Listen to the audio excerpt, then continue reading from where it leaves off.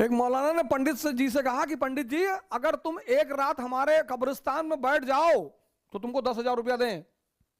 हमारे कब्रिस्तानों में तो भूत और जिन्नात शाम को 7 बजे के बाद ऊपर आके बैठ जाते हैं। अरे पंडित जी ने कहा, मैं महामृत्युंजय जाप कर चुका हूं 1 लाख। तंत्र मंत्र करने में जिन्नात उन्नात से मैं नहीं डरता, 50 भूतों को तो मैंने खुद ही पाल रखा है। मौलाना ने कहा, अच्छा तो आज रात हमारी कब्रिस्तान में बिता कर दिखाओ। पंडित जी चले गए। मौलाना ने कहा कि आज रात सिर्फ रहना नहीं है, डंडा ले जाओ और कब्र पे गाड़ देना और डंडा पकड़ के खड़े रहना। पंडित जी गए कि डंडा गाड़ेंगे और फिर वापस चले आएंगे, और जब उन्होंने डंडा गाड़ा तो हिल ही नहीं पाए। उसके बाद पंडित जी वहीं गिर गए, खत्म। सुबह मौलाना आया, देखा पंडित जी तो मरे पड़ा हुए थे। ये कैसे हो गया? तो देखा उसने गौर से चारों तरफ घूम के, तो पंडित जी धोती पहने थे और धोती जमीन से लग रही थी, और जब उन्होंने डंडा गाड़ा तो धोती के साथ डंडा अंदर चला गया। तो जब वो पलटे तो धोती तो डंडे में फंसी थी। उनको लगा कि पकड़ लिया इसने।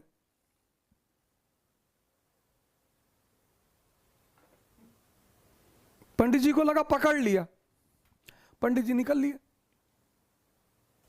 सुभाष चंद्र बोस, अब बोर्ड मेंबर ने पूछा कि बोस क्या नहीं कर सकता? बोले साहब सब कुछ कर सकता है। बोले सब कुछ कर सकता है बोस? उसने कहा अच्छा। उसने अपनी वेडिंग रिंग निकाली, शादी वाली अंगूठी सामने रख दी, कहा इसमें से निकल के दिखाओ। सुभाष चंद्र बोस ने एक पेपर लिया, कागज में लिखा SC बोस, और उस अंगूठी से निकाल दिया, कहा निकल गए। तो सिकंदर भी भारत की तरफ आ रहा था, पूरब की तरफ, तो गया डायनोसियस। डायनोसियस उसका आध्यात्मिक गुरु है। तो कहा गुरुदेव पूरब की तरफ जा रहे हैं, भारत की तरफ, कुछ लाना है? बोले यार कुछ लाना वाना नहीं है, हट जाओ, सामने से धूप आ रही है। तो 18 साल का लड़का जिद में आ गया कि नहीं बताओ कुछ लाना है कि नहीं। बोले यार लाना तो है। बोले क्या लाना है? बोले एक सन्यासी ले आना भारत से। कहा ठीक है। आया भारत आया। जब वो लौटने लगा पोरस से युद्ध के बाद, तो उसे याद आया कि यार गुरुदेव ने तो सन्यासी मंगवाया है। तो उसने कहा हाँ। तो उसने अपने सेनापति नियार्कस को बुलाया, कहा ऐसा करो एक सन्यासी पकड़ लाओ, जाओ उठा लाओ किसी को। नियार्कस गया और एक बहुत फेमस सन्यासी थे उस समय के, दंडिन सन्यासी, सिकंदर को मिल गया दंडिन। नियार्कस वो गया बाहर, उसे वही मिल गए गेरुआ पहने हुए। उसको लगा ये है सन्यासी। उसने दंडिन से कहा कि सिकंदर भाई ने बुलाया है। बोले सिकंदर भाई ये कौन है? अरे बोले उसने तलवार पे हाथ रखा। अरे दंडिन ने कहा ये सब खिलौने बाजार में बहुत मिलते हैं, और दुनिया में 2 ही भाई हैं, एक ऊपर वाला दूसरा मैं, और किसी का नाम मत लेना मेरे सामने, नहीं तो चप्पल निकाल के इतना मारूंगा तुमको। नियार्कस को बड़ा अजीब लगा कि ये कौन आदमी है यार। नियार्कस ने आके कहा सिकंदर से कि यार बड़ी अजीब चीज हो गई आज। बोले क्या? बोले आपका नाम जिसके भी सामने लिया वो कांपने लगा। पहली बार एक नंगा सा आदमी, फकीर, भिखमंगा, वो तो हम ही को गाली देने लगा पलट के कि बड़ा सिकंदर देखे। सिकंदर ने कहा अच्छा चलो। सिकंदर पहुंचा दंडिन के पास, कहा मैं सिकंदर अगर पहाड़ों को हुक्म कर दूं तो पहाड़ भी चलते हैं। डायलॉग बाजी मानवीय प्रवृत्ति है। दंडिन ने कहा दिखा चला के, दिखा, बोल पहाड़ों से बोल। सिकंदर को लगा कि ज्यादा बोल गए यार। सिकंदर ने कहा कि बाबा जी टुकड़े टुकड़े कट डालेंगे? बोले हाँ कट डाल, मना किया क्या तुझे? तब सिकंदर ने हाथ जोड़ा, कहा बाबा जी हमारे साथ चले चलते, हमारे गुरु ने एक सन्यासी मंगाया, हमको काहे पचड़े में डाल रहे, हमारे साथ चले चले, जो पैसा रुपया बोलेंगे हम देंगे। बोले पैसा रुपया नहीं चाहिए, मेरे सवाल का जवाब दे दे सिकंदर, चलूंगा तेरे साथ। कहा बाबा जी पूछो। कहा मान ले तुम पर्वतस्थल में फंस गया और तुझे 1 गिलास पानी की जरूरत है। अगर तुझे 1 गिलास पानी नहीं मिला तो तू मर जाएगा, और वो 1 गिलास पानी मेरे पास है, तो तू उस 1 गिलास पानी के लिए मुझे क्या दे सकता है? सिकंदर ने कहा सरकार आधा राज्य दे दूंगा। बोलेगा मैं तब भी ना दूं तो? बोले सरकार पूरा राज्य दे दूंगा। बोले सोच सिकंदर, तेरे पूरे राज्य की कीमत एक गिलास पानी से ज्यादा नहीं है। तू क्यों मर रहा था पिछले 10 साल से? और सिकंदर उस बात को सोचने लगा कि हाँ यार, मेरे साम्राज्य की कीमत तो एक गिलास पानी से ज्यादा है ही नहीं, बुखार से मर गया। विक्रमादित्य जाते हैं, बरगद के पेड़ पर एक लाश को उतारते हैं, अपने कंधे पे रखते हैं,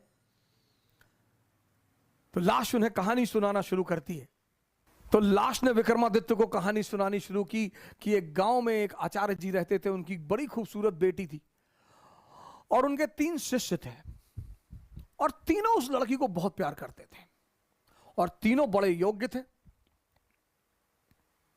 आचार्य जी को भी लगता था कि यार योग्य तो तीनों है, लड़की को भी लगता था कि योग्य तो तीनों है, तो शादी किससे करूं? बाप और बेटी दोनों बड़े कंफ्यूज थे कि विवाह किससे किया जाए। और जब लड़की यह सुनिश्चित नहीं कर पाई कि विवाह किससे किया जाए, तो एक दिन लड़की ने आत्महत्या कर लिया। अब जब लड़की ने आत्महत्या कर लिया, तीनों बड़े निराश हुए, गए, उसका दाह संस्कार किया। तो एक शिष्य तो तुरंत सन्यासी बन गया, वहीं धूनी लगा ली उसने उसकी कब्र के पास कि बस अब जीवन में कुछ करना ही नहीं, जिसको मैं प्रेम करता था वो बचा ही नहीं, तो अब जीवन में कोई सार नहीं, अब सिर्फ तपस्या करनी है और तपस्या करके ही जीवन को त्याग देना है।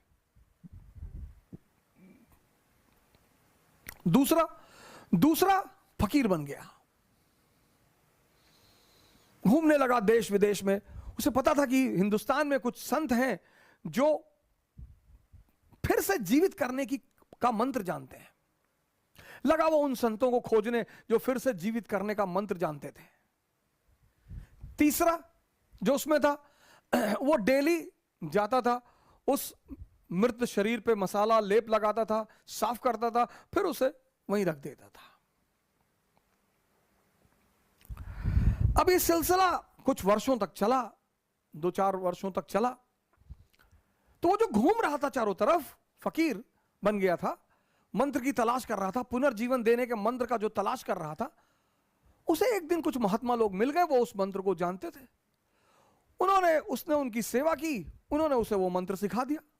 जैसे ही उसने मंत्र सीखा, वो भगा वापस गांव की तरफ, और वापस आकर उसने उस युवती को फिर से जिंदा कर दिया। जब उसने फिर से जिंदा कर दिया, तीनों दावेदार फिर खड़े हो गए, और अब तो युवती और सुंदर हो गई। तब उस वेताल ने विक्रम से पूछा कि विक्रम बता कि अब लड़की को किससे विवाह करना चाहिए। अगर तेरे मन में उत्तर आ रहा है और तू जवाब नहीं देगा तो तेरे सर के टुकड़े टुकड़े हो जाएंगे, और अगर तूने जवाब दिया तो मैं तुझे छोड़कर चला जाऊंगा। वेताल ने कहा कि अगर तेरे मन में जवाब आ रहे हैं, और ये नेचुरल प्रकृति है, हमारे सामने जब भी कोई परिस्थिति होती है, एक सवाल, एक जवाब मन में आता कि ये कर ले यार, नेचुरल प्रकृति है, नेचुरल जवाब आना ही है। तो वेताल ने कहा कि देख विक्रम, अगर तेरे मन में जवाब आ रहा और तूने मुझे नहीं दिया तो तेरे सर के टुकड़े टुकड़े हो जाएंगे, और अगर दे दिया तो मैं चला जाऊंगा। योग्य आदमी, भाई योग्य हो अयोग्य हो, मन में परिस्थिति में अगर परिस्थिति बन रही है तो जवाब आएगा। तो विक्रमादित्य ने जवाब देना शुरू किया। कहा जो मंत्र सीख कर आया और जिसने पुनः जीवन दिया वो पिता तुल्य है। जीवन देना का काम किसका है? पिता का। क्या दर्शन है सर, जीवन देने का काम किसका है? पिता का। तो जिसने मंत्र सीख कर जीवन दिया वो पिता तुल्य है, उससे विवाह नहीं होगा। जिसने उस शरीर की सेवा की 4 साल तक, वो पुत्र का धर्म है, सेवा करना पुत्र का धर्म है, वो भी बाहर हो गया। जिसने अपनी ही जिंदगी दांव पे लगा दी, यही प्रेम की कसौटी है, विवाह उससे होना चाहिए।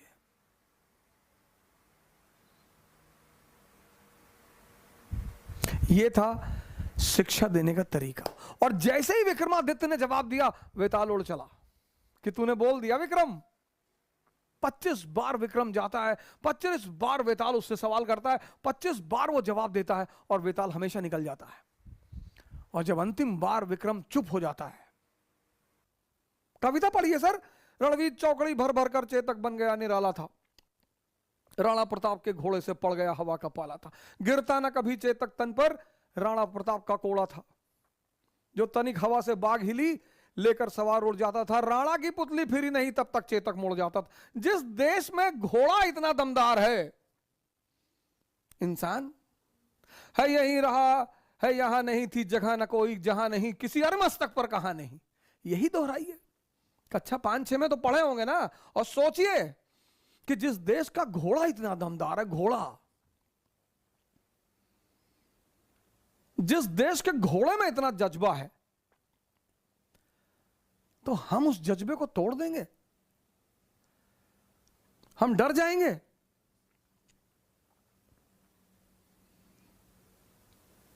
मरने के लिए तो बंगाल में एक साहब खेत में बैठे हुए थे, हवाई जहाज गिर गया, मर गए।